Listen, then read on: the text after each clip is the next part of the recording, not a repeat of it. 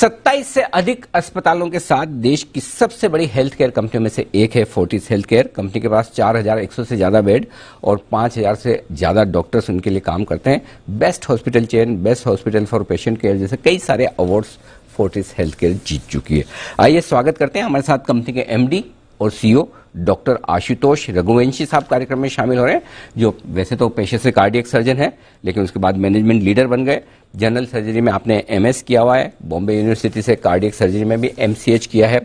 26 सालों से Bombay hospital, Apollo hospital, कई सारे बड़े हॉस्पिटल्स जो है उनके साथ आपका एसोसिएशन रहा है। और फोर्टिस के एमडी बनने के पहले आप नारायण हेल्थ केयर में वाइस चेयरमैन, एमडी और ग्रुप सीईओ रह चुके हैं। डॉक्टर रघुवंशी, स्वागत है सर आपका, बहुत बहुत धन्यवाद जी बिजनेस के लिए आपने वक्त दिया सर। सबसे पहले आपके नतीजे दर्शकों को बता दूं, फिर उसके बाद आपसे सवाल पूछता हूं। जबरदस्त परफॉर्मेंस आई है इस क्वार्टर में, आय 230% बढ़ी है, 606 करोड़ से बढ़कर 1410 करोड़, ये साल दर साल में बता रहा हूं। कामकाजी मुनाफा लॉस था 103 करोड़ का, वो बढ़कर आया 275 करोड़ का मुनाफा। तो ऑपरेशनल फ्रंट पे देखिए क्या गजब की परफॉर्मेंस है।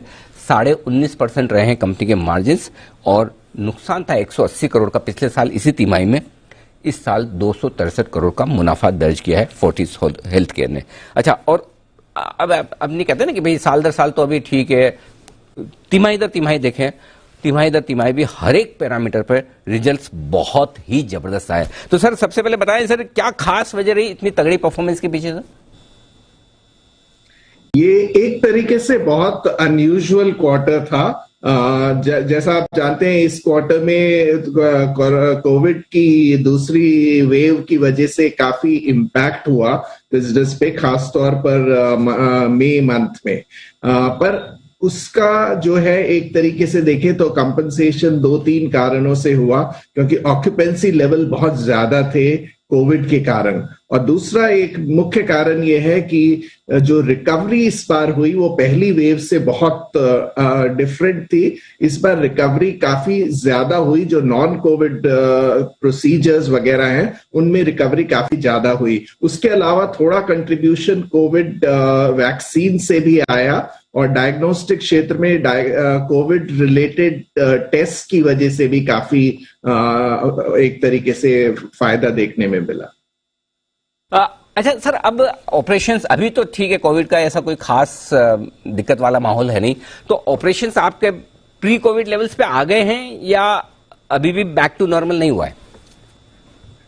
अभी नॉन कोविड वर्क ऑलमोस्ट एक तरीके से देखा जाए तो प्री कोविड लेवल पर आ गया है। पर एक खास सेगमेंट जो है, जो इंटरनेशनल पेशेंट्स आते हैं मेडिकल टूरिज्म के चलते विदेशों से, वो सेगमेंट अभी पूरी तरह से रिकवर नहीं हुआ है, बल्कि बिल्कुल भी रिकवर नहीं हुआ है। अगर देखा जाए तो आमतौर पर हमारा करीब 10% रेवेन्यू इंटरनेशनल बिजनेस से आता था, तो वो इस वक्त करीब सिर्फ 20% उसमें बिजनेस आ रहा है और बाकी अभी बनने में टाइम लगेगा। एक जस्ट नॉलेज के लिए बताइए, मतलब समझने के लिए, कि अगर कोविड है तो आपकी कंपनी ज्यादा बिजनेस करती है या कोविड नहीं है, नॉर्मल चल रहा है तो ज्यादा बिजनेस करती है? फायदा कब ज्यादा होता है कंपनी को? नॉर्मल अवस्था में ज्यादा फायदा रहता है। उसका कारण सिंपली ये है कि जैसे कोविड के जो ट्रीटमेंट्स हैं उसमें एक तरीके से एक तो प्राइस कंट्रोल है और उसमें ज्यादा प्रॉफिटेबिलिटी ज्यादा नहीं है। तो अगर ऑक्यूपेंसी कोविड में ज्यादा भी होगी, क्योंकि वो मेडिकल प्रोसीजर्स हैं, जबकि अगर सर्जिकल प्रोसीजर हो तो उसमें एक तरीके से देखा जाए तो मुनाफा ज्यादा होता है। तो एक नॉर्मल अवस्था ही सबसे बेहतर है बिजनेस की दृष्टि से भी, और ऑफकोर्स सामाजिक दृष्टि से तो कोविड होना ही नहीं चाहिए। पर अगर बिजनेस के नजरिए से भी देखें तो एक तरीके से नॉन कोविड और नॉर्मल परिस्थिति में ही बिजनेस अच्छा रहता है। बिल्कुल ठीक बात है, परफेक्ट सर, ये एक अच्छी चीज आपने बताई और सब समझ में आ गया कि नहीं तो जनरली हमें लगता है कि कोविड के वक्त हॉस्पिटल फुल है तो कंपनियां ज्यादा कमा रही होगी, लेकिन उल्टा है, क्योंकि कोविड के वक्त भले ही फुल भी रहे लेकिन मार्जिन कम होता है। अच्छा, मार्जिन से सर एक चीज पूछना, मार्जिन बहुत तगड़े हैं, 19.5%, इतने बढ़िया मार्जिन कैसे आए, आगे मेंटेन रहेंगे सर? तो इसमें दो चीजों से हमें इस बार फायदा हुआ। एक तो डायग्नोस्टिक में अगर देखें तो सीक्वेंशियली भी करीब 44% की ग्रोथ हुआ रेवेन्यू में। उस कारण से डायग्नोस्टिक का हमारा एबिटा मार्जिन करीब 31% के करीब था, जो कि कंपेरेबल है इंडस्ट्री के जो दूसरे डायग्नोस्टिक प्लेयर्स हैं उनके मुकाबले। जबकि अगर हॉस्पिटल्स में देखा जाए तो एबिटा मार्जिन करीब 15% के करीब थे। कुल मिला के ब्लेंडेड लेवल पे हम 19-20 के करीब पहुंच गए हैं। तो ये हमारा एस्पिरेशनल लेवल है, इस पे हम रहना चाहते हैं। पर अभी मेरा मानना है कि कंसिस्टेंटली इस लेवल पे पहुंचने के लिए हमें 1-2 क्वार्टर का समय और लगेगा।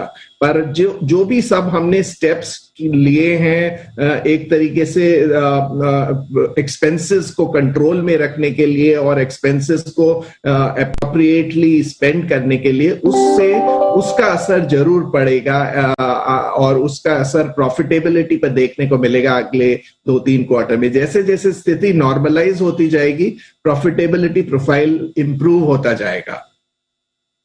परफेक्ट है सर। अच्छा सर, जो मैं देख रहा था पिछले क्वार्टर के एंड में थोड़ा सा आपका डेट बढ़कर आया, 850 करोड़ था, 1014 करोड़, अगर मेरे पास डेटा सही है, नहीं तो आप प्लीज करेक्ट करें। अभी क्या सिचुएशन है और क्या इस फाइनेंशियल ईयर में डेट रिडक्शन का कोई प्लान है सर? तो अभी हमारा जो डेट लेवल्स हैं वो मेंटेन्ड हैं। अभी एबिटा टू डेट रेशियो इस वक्त करीब 0.9 है। वो उसी नंबर पर रहने की संभावना है। पर इस साल हमारे कुछ फ्यूचर ग्रोथ प्लान्स हैं, खासतौर पे हम कुछ नई किस्म की टेक्नोलॉजीज खासतौर पे ऑन्कोलॉजी क्षेत्र में लगाने की प्लान्स हैं। उस कारण से थोड़ा हमारा कैपेक्स इस साल में ज्यादा होगा। पर उसके बाद भी हमारा ऐसा एस्टिमेट है कि साल के आखिर में हमारे डेट लेवल्स सेम रहेंगे। तो अगर हम देखें तो कम नहीं होंगे पर ज्यादा भी बढ़ेंगे भी नहीं। जो करंट लेवल है उसी पे हम मेंटेन करेंगे इस साल। पर इस साल काफी ग्रोथ कैपेक्स करने का प्लान है। परफेक्ट है। चलिए, ग्रोथ करने का प्लान है तो कैपेक्स तो रहेगा ही नेचुरली, ये बात भी ठीक है। अच्छा सर, अब एक और चीज जो डायग्नोस्टिक बिजनेस को लेकर आपने एक अपनी कंपनी में स्टेक भी बढ़ाई है, अब वहां पर किस तरह की ग्रोथ दिख रही है, क्या प्लान है वहां पर सर?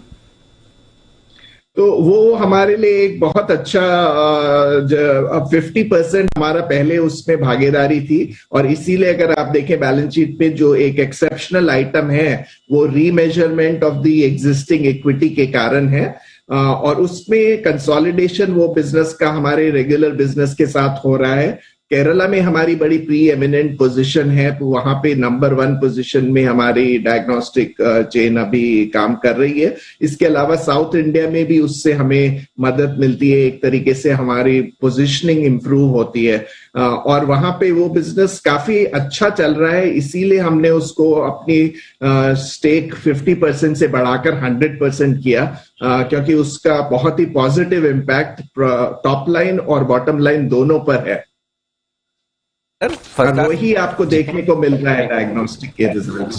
जी सर, बिल्कुल। तो दमदार रिजल्ट्स हैं, आउटलुक भी बेहतर है सर। बहुत बहुत बधाई एक बार फिर से, कांग्रेचुलेशंस इस बेहतरीन परफॉर्मेंस के लिए और उम्मीद करते हैं इस फाइनेंशियल ईयर के बचे हुए 3 क्वार्टर इसी तरह की दमदार परफॉर्मेंस फोर्टिस हेल्थकेयर की देखने को मिलेगी।